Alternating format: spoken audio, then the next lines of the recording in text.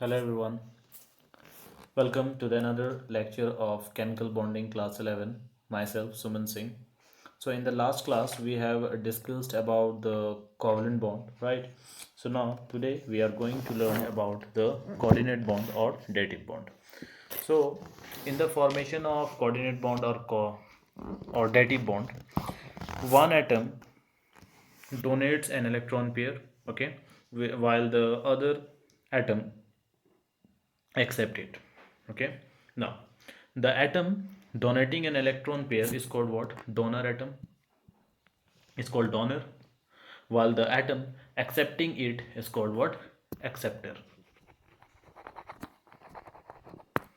Okay, now the atom acting as a donor must have one unused pair of electron. Okay, that atom which is a donor should have one unused pair of electrons, which is called lone pair. Okay, which is called lone pair. Now next, the one which is accepting an electron, okay, they should have an empty orbital. They should have an empty orbital to accept this electron. So I hope you have understood this, right? So now when we are going to define this, at that time we can easily define this like this, that we will see the definition of Perkins. So there was a scientist named G.A. Perkins in 1921. He has given a definition of this coordinate compound, coordinate bond. Okay, so what did he said? He said that a coordinate bond is that bond which is formed between the two combining atom by the sharing of two electrons, which is called one electron pair between them, both the electrons being donated entirely by only one atom. Okay, so this was the definition of Perkins. So here also it is written, as you can see, coordinate bond or dative bond is a covalent bond which in which both electrons are shared are contributed by one of the two atom. Okay, it is represented by like this arrow. Okay, and the one which is donating a lone pair is called donor, and the one which is accepting is called acceptor. Okay, so how it is happening, let me give you one example. Through that example you can easily understand this. So suppose we have this A, and this A has one lone pair. Okay, means two electrons he has, and this is suppose B, and this B has suppose here 1 2 3 4 5 and 6 electron. Okay, so at that time, since it need this B need two electrons to complete its octet, so what will happen, this A will give its entirely two electrons to this B. Okay, so at that time what will happen, it will form like this, A here like this, and here B is 1 2 3 4 5 6. Okay, so at a time it will like this, it will be like this. Okay, so as you can see, the B has got 8 electrons in their outermost shell, right?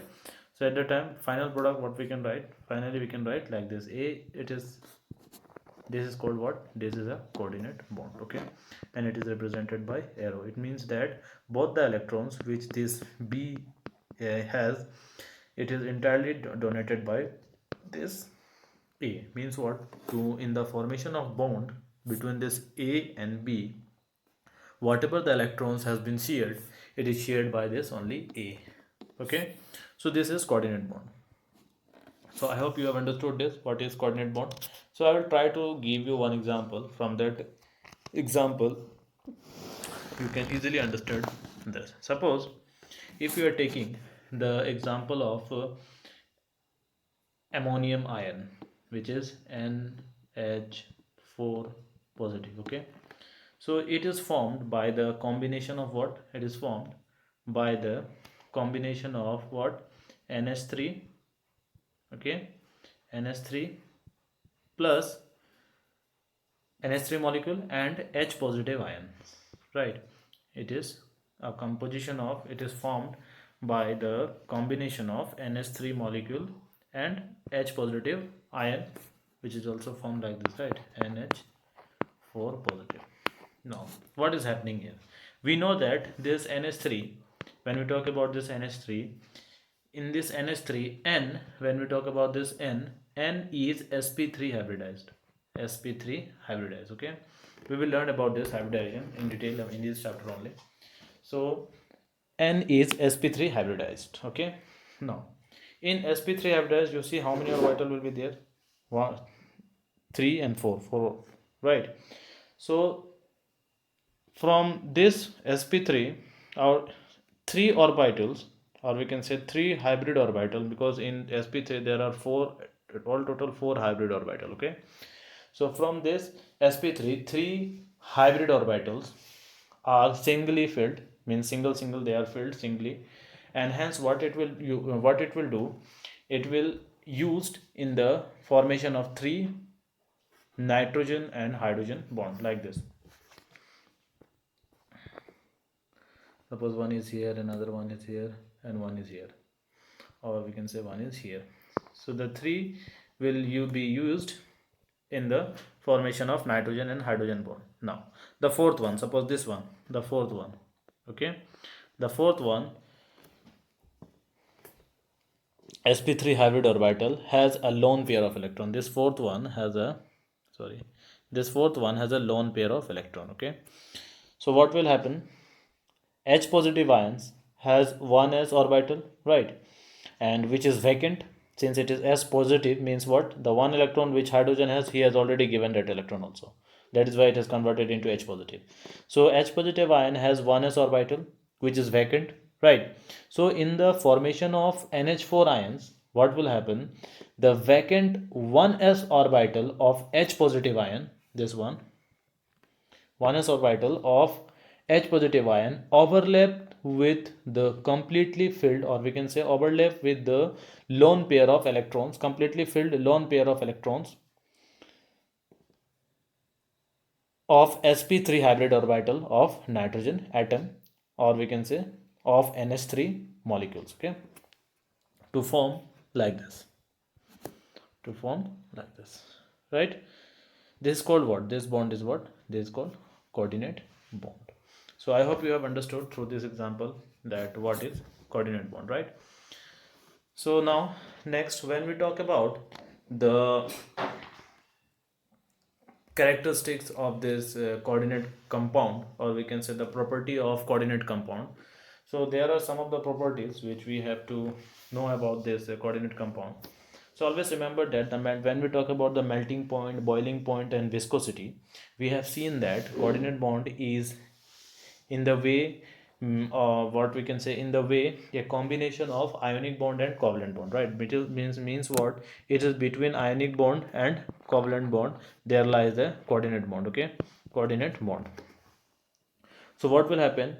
It is for this reason that the coordinate bond has a melting point and boiling point and viscosity which are higher than that of the covalent bond, okay, or we can say purely covalent bond, covalent compound, sorry, the coordinate compound, because we are talking about the coordinate compound, right?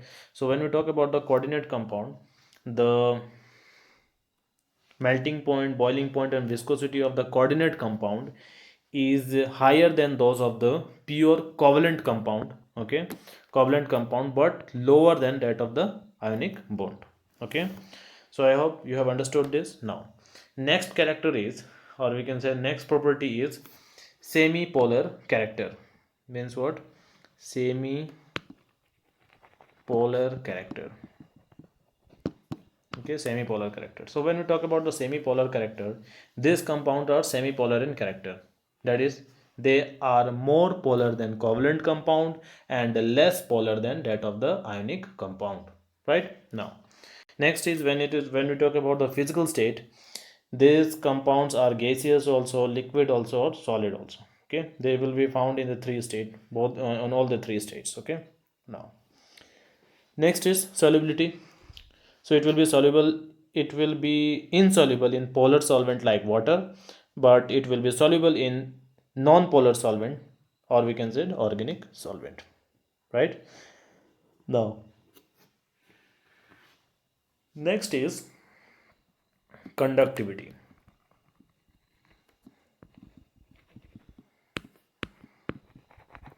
Now, when we talk about the conductivity, like covalent compound, coordinate compound are also non-ionic. Okay, so what we can say, that is, they do not conduct electric current through their aqueous solution or fused state. Okay, so I hope you have understood this. Now, next is molecular reactions. So when we talk about the molecular reactions, coordinate compound are molecular and hence undergo a molecular reaction which is slow, or we can say which are slow. Now next is stability. So when we talk about the stability, coordinate compound are as stable as coordinate compound.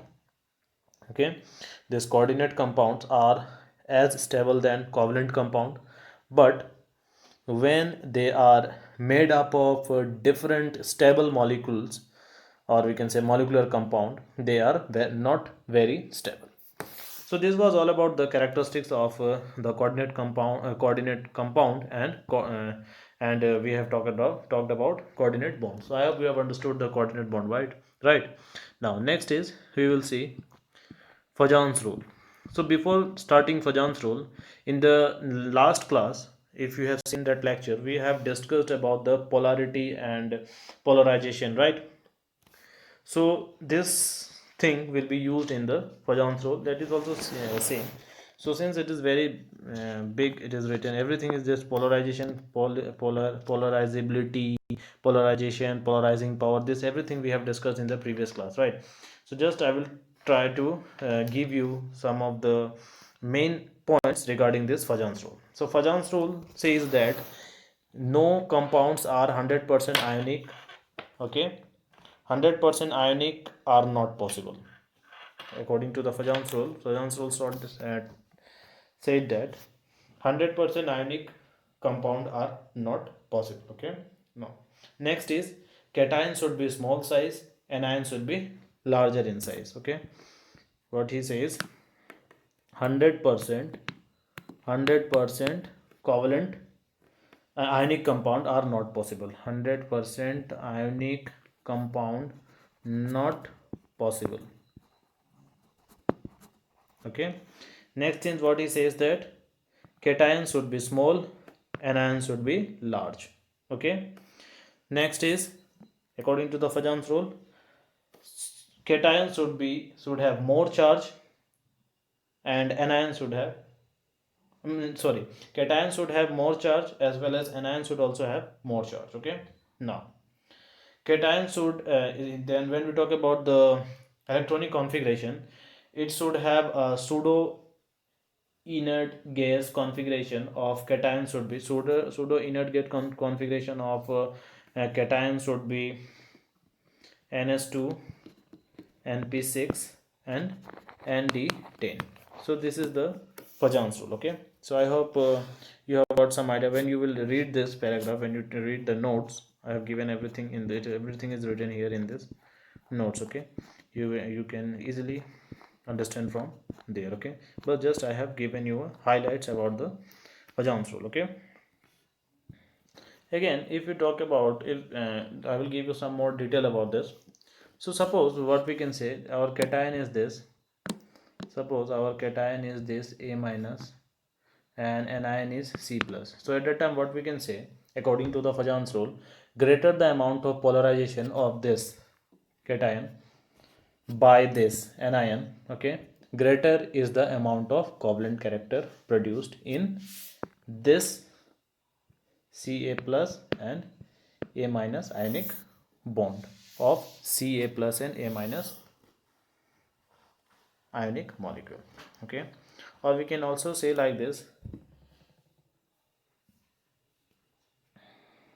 charge either on cation or anion should be large. Okay, cation should be smaller in small in size, as I already told you, and anion should be larger in size. Okay, now one more thing, cation if the cation, or we can say that a cation with an 18 valence shell configuration, 18th valence shell configuration, which is ns2 np6 and, or we can say nd10, right? The cation, a cation with an 18 valence shell configuration, which is ns2 np6 or nd10 configuration, like a positive, ag positive, like ag positive, gives a covalent compound. Okay, it will gives what? Covalent compound. It will give covalent compound. Okay, while that of the while that with 8 valence shell configuration, which is ns2 and ns2 p6 and right, this one, like na positive, will give ionic compound. Means first try to understand this. A cation with 18 valence shell configuration, which is this one, above one, like ag positive, it will give more what? Covalent compound. Okay, while the one which has 8 valence shell configuration, like na positive, it will give what? It will give ionic compound, right? Now next, what he says, when you talk about the charge on either of the cation or anion should be small, or we can say okay, this was about the Fajan's rule. I hope you have understood this, right? Now next, in the first, when we in the first class, which was in the first lecture of this ionic compound, at that time we have left this one, right? Octet rule and all, right? And I have told you that we will discuss after discussing the bond. Okay, so since today we have now we have completed our coordinate bond, covalent bond and ionic bond. So now we will see octet rule, or causes of chemical combination by Lewis theory. So when we talk about the octet rule, I hope all of you know what is bond length, right? Bond length is what? It is the average distance between the two bonded atom, okay, which is whose unit will be either in pm or in Armstrong, right? And I hope all of you know the bond energy also. Energy required to break a chemical bond and form a neutral isolated atoms, whose unit will be kilojoule per mole, right? So I hope you know this, right? Now next is octet rule, or Lewis dot structure, or Lewis theory, anything you can say. So since so many things are written here, I will try to summarize this, okay, and give you an exact what is written in here. Okay, so according to the octet rule, what is octet rule? Means 8 is enough. Okay, so what this octet rule says, a covalent compound stands to form so that each atom, by gaining, losing or sharing electrons, has an octet of electrons in their outermost shell. Okay, or we can also define like this: atoms combine with each other either by sharing or by transfer of electron to attain a stable noble gas configuration. Okay, noble gas configuration in outermost shell. Okay, this is called octet rule. Means it is 8 in every element will want to have 8 electrons in their outermost shell. This is called what? Octet rule. I hope this octet rule you have learned in class 9, 10 also, right? Now this, when we talk about the covalent compound, in covalent compound involve atoms of non-metals only. Okay, we will see when you will see the covalent compound, most of the covalent compound are non-metallic only. Okay, now in terms of molecules, it is used exclusively for covalent bond only also. Okay, now again when we talk about the Lewis theory, so just I will see, let me know from here only. Lewis theory gave the first explanation of the covalent bond in terms of electrons, which was generally accepted. Okay, what did he say? If two electrons are shared between two atoms, the constitution of a bond and binds the atoms together. Okay, for many lighter atom, a stable arrangement is attained when atom is surrounded by 8 electrons. So this was about the Lewis theory. So Lewis theory, or we can say that Lewis dot structure, when we talk, this was the Lewis theory. Now when we talk about the Lewis dot structure, so Lewis dot structure is what? It is the formula of a molecules. Okay, so the number of atoms of each element, but does not show the binding arrangement of the atom. Okay, so first of all, always remember that this Lewis dot structure is just a two-dimensional view of molecules. Okay, this Lewis dot structure is the two-dimension view of molecules. Right now, next is the dot, which is shown in this Lewis dot structure. It represent the valence electron only. Okay, not all the electrons. It represent the dot, which is here, you will see in the Lewis dot structure, the dots represent only the valence electron. Okay, now when we talk about the placement of dots should be placed in the top also, at the bottom also, at the right hand side also, or in the left hand side also of the atom. Okay, now next is, when we talk about the pairing of that electrons, or pairing of their dots, we should, at that time we will follow the Hund's rule, right? Hund's rule we have learned in atomic structure. Right now, when we talk about the primarily used representation of elements, okay, we will see one example. Suppose in the example of nitrogen, we are taking the example of nitrogen here. Okay, so this nitrogen has what? 1s 2, let me write here, this nitrogen has 1s2, 2s2, okay, and 2p3, right? 2p3, right? So for 1s2 we can write like this, right? For 1s2 we can write like this.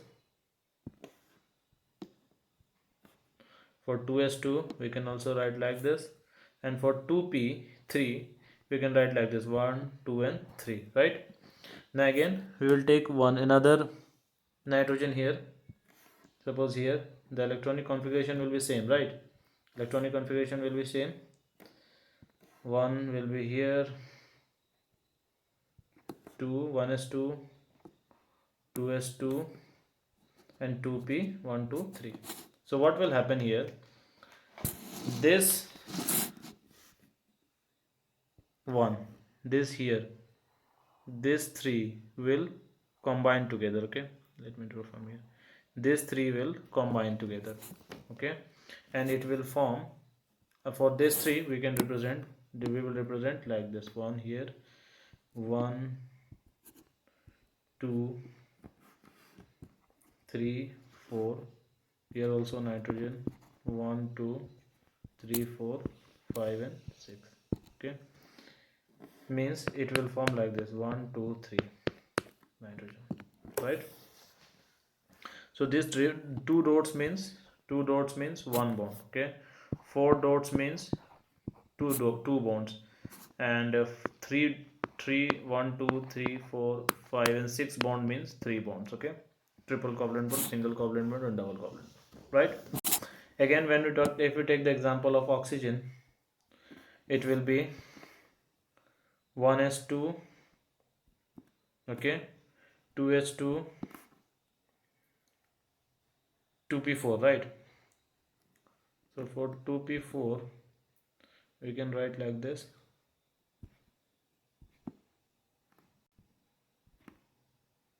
one here, another one is here, or we can say like this and like this. Okay, here also 1 2 3 4 5 6 7 8. So what will happen at the time? These two will combine together, this 4 will combine, and the oxygen atom will be, we will get here like this, sorry, we'll get here one oxygen here, another oxygen is here, one electron here, another electron here, one here, 2, 3, 4, 1, 2, 3 and 4.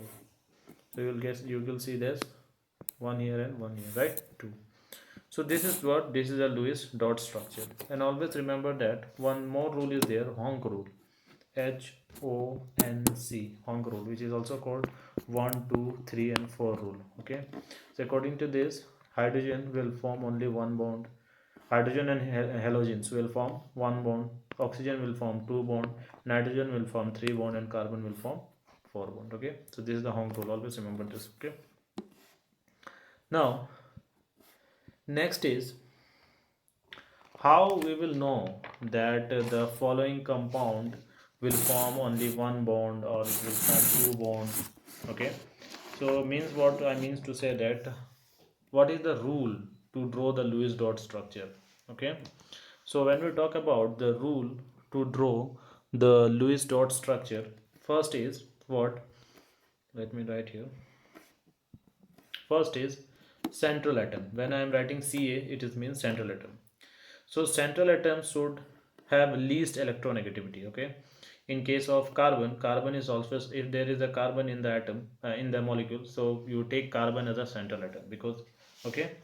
So always remember that central atom should have least electronegativity. Okay. Now, next is in general, the least electronegative atom is what? Central atom. Okay. Now next is atom which is or are less in number, or we can say that which one we will select as a central atom. It should they should he or she should be less in number. Okay, right. Now next is number 3, atom which can form maximum number of bond. We have to select that atom as a central atom which can form a maximum number of bond. Okay, now large atom which is always selected as a side atom. Okay, it should be either hydrogen, fluorine, and or maybe more electronegative atom. Okay, now next is complete the octet of end atom first. Means what, the atoms which is in the end, we have to fill its octet first. After that, complete the octet of the central atom. Okay, in the last, or we can say that we have to filled, or we have to complete the octet of central atom in the last. Before that, we have to complete the octet of end or donor atom first. Okay, so I hope you have understood this, what is the rule. So I will give you one example. Through that example, you can easily understand what is this Lewis dot structure, or we have how to write this Lewis dot structure. Okay, or rule to draw the Lewis dot structure.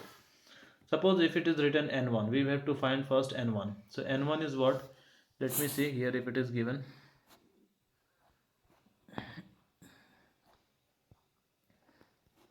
Yes, it is given here. So first of all, we will calculate n1. So n1 is what?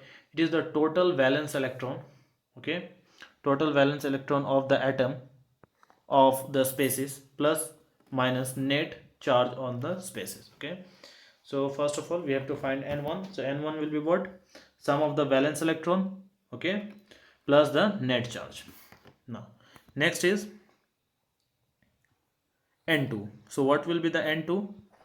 n2 will be, as you can see here, n2 will be 8a plus 2h. Means what? 8a means what? Atoms other than hydrogen. Okay, plus 2h means number of hydrogen. It should be 8a plus 2h.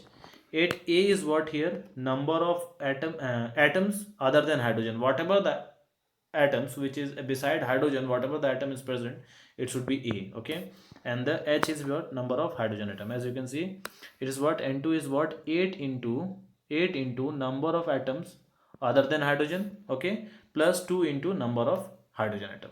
Now next is n3. So n3 is just n2 minus n1. Okay, means what? Number of electrons shared between the atoms. N3 is what? Number of electrons shared between the atoms, which is equal to number of bonding electron. As you can see, n3 is what? N2 minus n1. Okay, now next is, or we can see here n3. Now n4, when we have to find out the n4, always remember that n4 is what? N4 is just n3 divided by 2. Okay, now number of lone pair, when we have to find out the number of lone pair, at that time, to find out the number of lone pair, just we will do like this. Number of to find out the number of lone pair, at that time we will use this formula, n1 minus n3 divided by 2. Okay, so I hope you have understood this, right? Now one by one we will see one example. I will give you one example. Suppose we have to draw H2SO4. Okay, so first of all we have to find out what? N1. Okay, we have to find what? N1. Let me write here N1. N1 is what? I have told you, sum of valence electron plus net charge. So what is the sum of the valence electron? Is how much? It will be what? 2 into 1, right? Plus 6 into 1 plus 6 into 4, which will be at 32, right? So we have got n1 as 32 for H2SO4. Now n2 will be what? 8 into 5, okay, plus 2 into 2, which will come as 44. Okay, now I am erasing this one. Now next is n1, we have got what? For H2SO4, n1 we have got 32, n2 we have got what? N2 we have got 44. Okay, now n3 is what? N3 is what? N3 is just n2 minus n1, right? N3 is what? N2 minus n1. So 44 minus 32, it will be how much? 12. So we have got n3 as 12, right? Now n4. So n4 is what? Number of unshared electron, which is n1 minus n3. So n1 is about 32 and n3 is 12. So 32 minus 12, it will be 20. Means n4 we have got as 20, right? Now number of bond. So number of bond, to identify the number of bond, what I have told you, number of bond n3 divided by 2. So n3 is what? 12 here. So number of bond, if we have to calculate number of bond, which will be equal to n3 divided by 2, so it will be 6, right? And number of lone pair, so number of lone pair, what I have told you, n1 minus n3 by 2. So n1 minus n3 is what? N1 minus n3 by 2 means 20 divided by 2, which is n4, right? Lone pair will be, we can say right directly, n4 divided by 2. So n4 is 20 divided by 2, which we will get 10 here. So what we have got? N1 we have got 32, N2 we have got 44, N3 we have got 12, N4 we have got 20, and number of bond we have got 6, and number of lone pair we have got 10. So now we can easily draw, right? We can easily draw the structure of H2SO4. One means the Lewis dot structure of H2SO4, right? How we can write?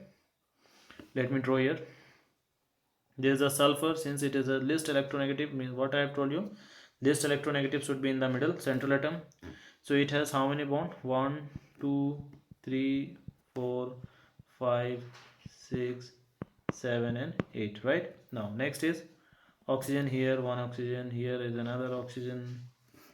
Let me draw it nicely because it is difficult to understand. Suppose we have sulfur here, 1, 2, 3, 4, 5, 6, 7, 8. Okay, and oxygen here, one oxygen is here, another oxygen is here, one oxygen is here, and one oxygen is here. Okay, now through that oxygen, how many electrons is there? 1, 2, 3, 4, 5, 6. Okay, and through this oxygen, 1, 2, 3, 4, 5 and 6. Okay, 5 and 6 here also, and here hydrogen is also there, right? One hydrogen is here, another hydrogen is here, so it will shared one of this, okay, and another one is this, okay, like this, and two shared electron is here. Let me draw with this. One is here, one is 1 2 3 and 4, okay. And again here one from oxygen, one from hydrogen, and here 1 2 3 and 4. So this is what, this is the Lewis dot structure of H2SO4. okay, here you can see how many bond is there. Number of bond is 6, okay. Number of lone pair is how much? 10, as you can see here. Let me draw it in like this by erasing the dot so that you can easily understand. Hydrogen, oxygen, sulfur, oxygen, hydrogen, oxygen, oxygen. Lone pair is on oxygen 1 2 3 4, 1 2 3 4 5 and 6. Here also 1 2 3 4. Here also, sorry, 1 2 3 4 5 and 6, okay. Now count it, how many bonds are there? 1 2 3 4 5 6. 6 bonds are there, right? As you can see, 1 2 3 4 5 and 6 bonds are there. How many lone pair are you see here? How many lone pair? 1 2 3 4 5 6 7 8 9 and 10. 10 lone pair is there, right? So in this way you can draw the Lewis dot structure. I hope you have understood this. You should practice this also. It is already so many examples is given there in this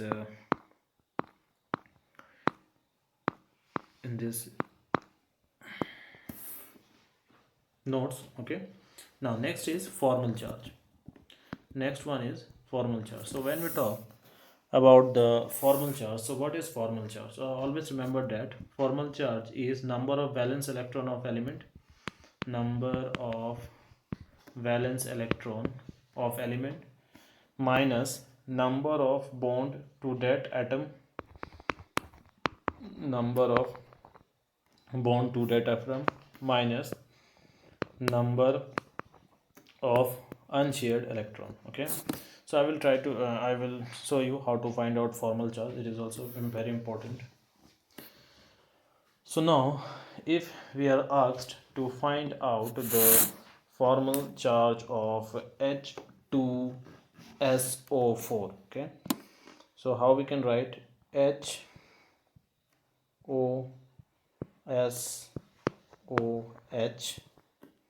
and here O and here O. So suppose for this, if we have to find out the formal charge for this hydrogen, how we can find? It will be number of valence electron for that element. How many valence electron is there? 1, right?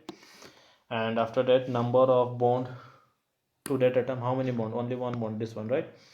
So number of bond is also 1 minus number of unshared electron. Any unshared electron is here? Any unshared electron? No, right? So we will write here minus 0. So it will be what? It will be equal to 0, right? So formal charge on hydrogen is, on this hydrogen is 0, okay. Now again when we talk about this oxygen, so this oxygen, when we talk about number of valence electron on this hydrogen is what? 6, right? Minus number of unshared electron, 2 unshared of electron is here, right? 1 here, 1 2 3 4. So we will write here 2 minus how many bond it is forming? 1 2 2 bond it is forming, right? So it will be total, it will be 6 minus 2 is 4. 6 minus it will become 0, right? Sorry, let me see here. Number of unshared electron, sorry, number of unshared electron is 4 here, okay, and number of bond to that atom is 2, okay. So number of unshared electron 1 2 3 4, I have written here 4, and number of bond it is 1 and 2, right? So 2, and valency is what? Number of valence electron is 6, so it will become 0 here, right? So in this way you can find out the formal charge. Now for this oxygen, if you want to find out, so for number of valence electron is 6, right? number of bond to that atom. How many bond? Only one bond, this one only, right? So we will write here 1 minus number of unshared electron is 6, 1 2 3 4 5 and 6. So we'll write here 6, which will be 1. So in this way we have to find out the formal charge, right? So I hope you have understood about the formal charge and Lewis dot structure, how to write the Lewis dot structure, right? So keep up to this. In the next class we will discuss about the next is valence bond theory. Okay, here here's this one. We will discuss about the